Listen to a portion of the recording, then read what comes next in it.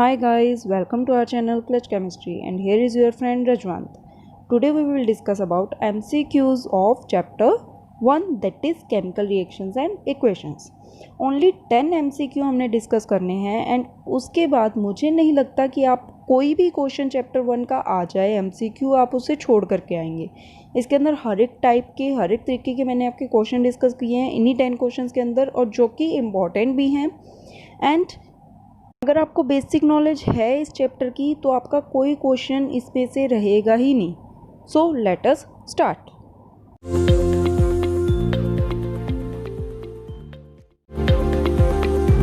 Now student, first question है हमारे पास, decomposition of a substance by an electric current is called. हमने 3 types की डीकम्पोजिशन की थी, थर्मल की हेल्प से, इलेक्ट्रिसिटी की हेल्प से एंड सनलाइट की हेल्प से।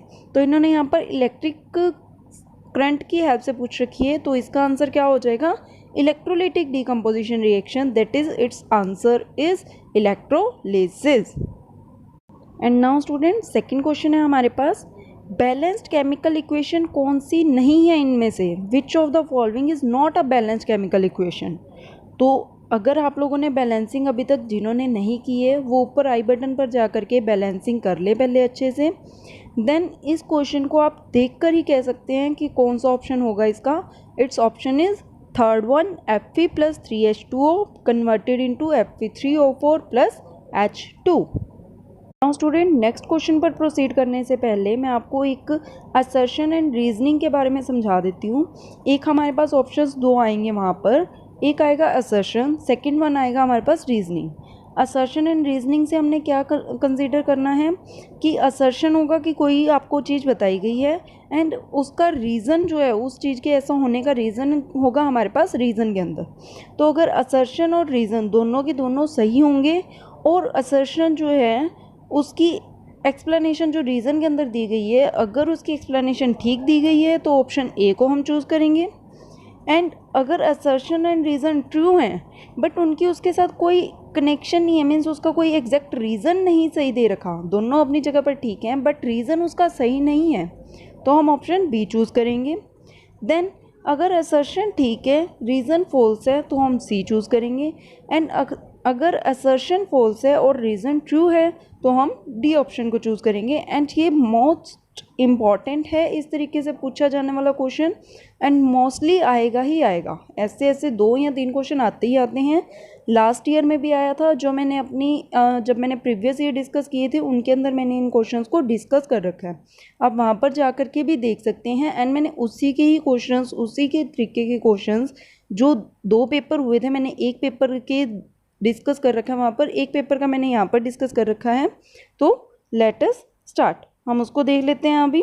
तो हमारे पास नेक्स्ट क्वेश्चन है बेटा, असर्शन है, when zinc rod is dipped into an aqueous solution of copper sulphate colour of the solution changes.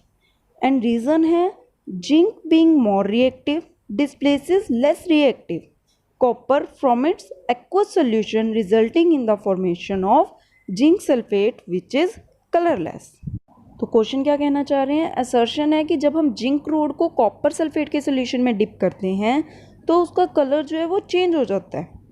और क्यों होता है ऐसा, इसके लिए उन्होंने रीज़न क्या दे रखा है, रीज़न ये बोला है कि जिंक जो है वो मोर रिएक्टिव है, जो कि लेस रिएक्टिव कॉपर को उसके एक्वस सोल्यूशन में से डिस्प्लेस करवा देती है, और जिसकी वजह से हमारे पास वहाँ पर जिंक सल्फेट की फॉर्मेशन हो जाती है जो कि कलरलेस है, जिसकी वजह से वहाँ पर कलर चेंज ऑब्जर्व होता है। और कॉपर सल्फेट हमारे पास ब्लू कलर का होता है, तो ये ब्लू कलर से कलरलेस कन्वर्जन किस वजह से हो जाता है, क्योंकि जिंक जो है वो मोर रिएक्टिव है। तो इन्होंने इसका रीज़न भी सही दिया है।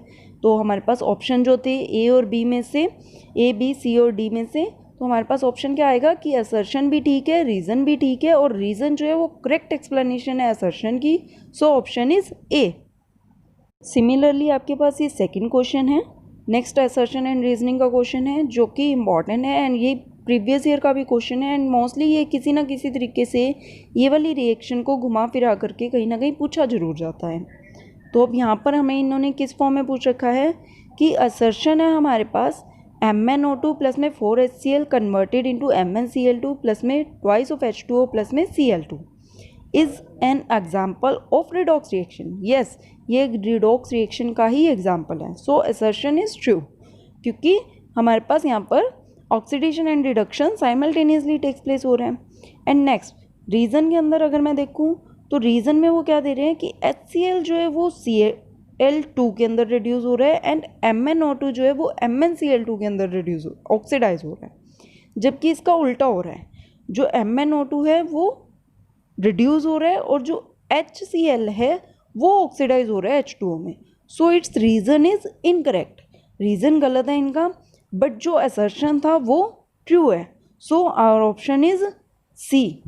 ठीक है, सी हमारा ऑप्शन होगा कि असर्शन जो है वो ट्रू है, रीज़न जो है वो फॉल्स है।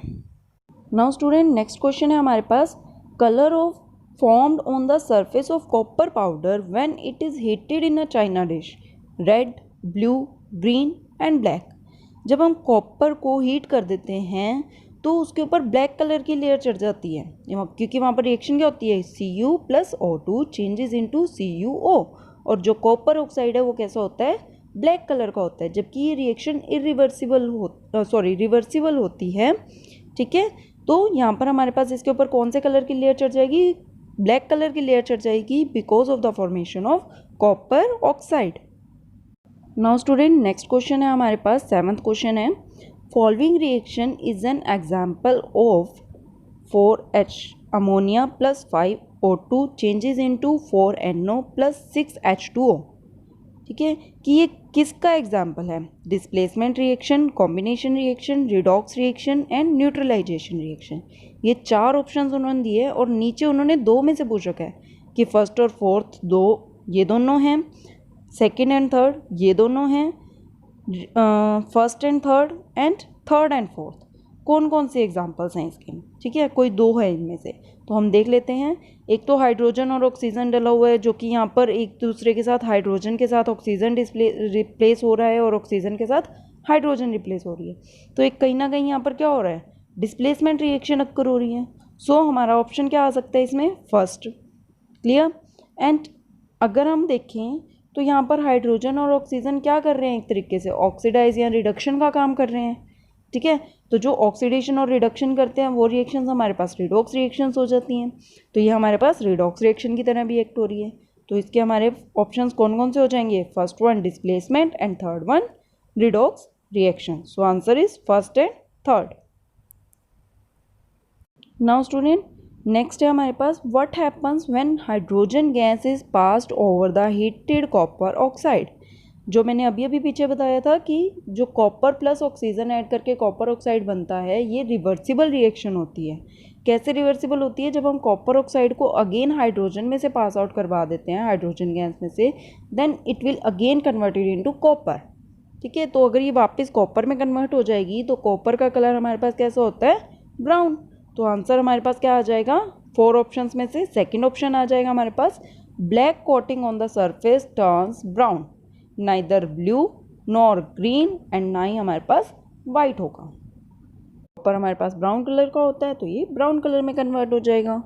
हाँ जी, नेक्स्ट स्टूडेंट, ये इलेक्ट्रोलिटिक डिकम्पोजिशन का ये जो कि इम्पॉर्टेंट है, मैं पहले भी बता चुकी हूँ आपको। तो इसके अंदर उन्होंने बोला है electrolysis of water is a decomposition reaction, हमें पता है ये बात। तो the mole ratio of hydrogen and oxygen gases liberated during electrolysis of water, जो हाइड्रोजन और ऑक्सीजन गैस लिबरेट होती है उनकी रेशो हमारे पास क्या रहेगी, 1:1, 2:1, 4:1 एंड 1:2। तो अगर आपको पता हो हाइड्रोजन जो है वो डबल डिपॉजिट होती है इंस्टेड ऑक्सीजन। ठीक है, अगर हमारे पास हाइड्रोजन 2 लीटर थी तो वॉल्यूम जो है ऑक्सीजन का हमारे पास 1 लीटर डिपॉजिट होगा वहाँ पर। ठीक है, तो इस तरीके से हमारे पास इन्होंने हाइड्रोजन पहले बोला है, ऑक्सीजन बाद में बोला है, तो हाइड्रोजन को 2 लोगी, ऑक्सीजन की 1, तो रेशो रहेगी 2:1, नॉर 1:2। 1:2 नहीं रहेगा, 2:1 रहेगा। ठीक है, तो नेक्स्ट है हमारे पास question, substances which get oxidized easily can be kept for longer duration by। एक चीज़ मैं आपको यहाँ पर बता दूँ कि ये जो है हमारे पास इस तरीके का भी लास्ट ईयर क्वेश्चन जो है इसी का, ठीक है, रेंसिडिटी का पूछा गया था, तो एक छोटा सा टॉपिक है रेंसिडिटी का, आपको उसको जो है थोड़ा अच्छे से कर लेना है। ठीक है, तो आप इजीली जो है इसके अंदर हमारे पास सारे के सारे क्वेश्चंस जो हैं वो इन्वॉल्व हो चुके हैं, किस भी तरीके के आते हैं, जिस भी तरीके के आते हैं सब कर लिए हमने, तो आपका कोई भी क्वेश्चन छूटेगा नहीं और इसी तरीके के ही आएंगे। ठीक है, एंड अभी तक जिन्होंने इस चैनल को लाइक नहीं किया है, शेयर नहीं किया है, सब्सक्राइब नहीं किया है, वो फटाफट से शेयर कर दीजिए मेरे चैनल को, क्लच केमिस्ट्री को। Now let us start. Option है हमारे पास, क्वेश्चन था हमारे पास कि substances which get oxidize easily can be kept for longer duration. जो सब्सटेंसेस ऑक्सीडाइज हो जाते हैं, ठीक है, ख़राब हो जाते हैं, बड़े बड़े ऑक्सीजन के साथ रिएक्ट कर जाते हैं, उन्हें हम लंबे समय तक कैसे प्रिजर्व करके रख सकते हैं।